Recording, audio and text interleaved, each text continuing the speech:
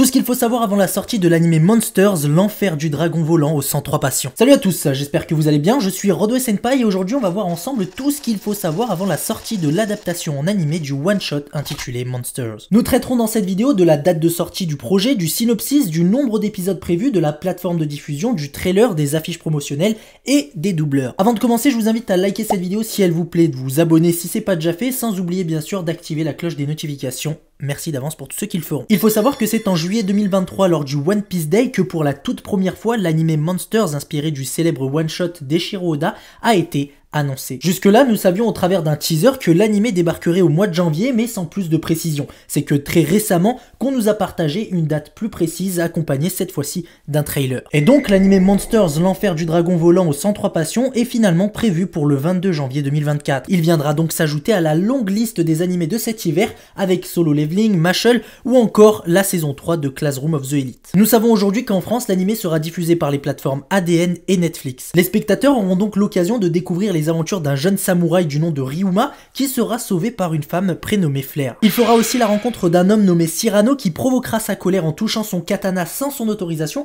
ce qui entraînera un duel à mort entre les deux personnages. Par la suite, un dragon surpuissant et destructeur attaquera la ville, Ryuma sera accusé d'avoir libéré le dragon et face à cela, le samouraï n'aura d'autre choix que de chasser le dragon pour ainsi protéger Flair, sa bienfaitrice, et laver son honneur. Vous l'aurez compris, le personnage principal de cette histoire est Ryuma Shimotsuki, qu'on a notamment pu voir dans l'arc Thriller Bark. C'est d'ailleurs son cadavre réanimé par le pouvoir de Gekko Moria qui avait donné le légendaire katana Shusui à Roronoa Zoro. Avec les récentes révélations sur la famille de Zoro, nous savons aujourd'hui que Ryuma est l'ancêtre du second du futur roi des pirates et qu'il va combattre Cyrano qui lui est censé être l'ancêtre de Dracul Mihawk. Bien sûr, Cyrano ne sera pas son seul adversaire car il devra aussi combattre ce pourquoi il est légendairement connu, donc un dragon. Cette alléchante histoire a été adaptée par les studios E&H Productions et sachez que le projet a été réalisé par Sungu Park, qu'on connaît très bien d'ailleurs car c'est lui qui s'est occupé de la première saison de Jujutsu Kaisen ou encore du film Jujutsu Kaisen 0. Ce qui paraît curieux, c'est qu'un seul épisode de 25 minutes est attendu pour l'adaptation du one-shot d'Eiichiro Oda,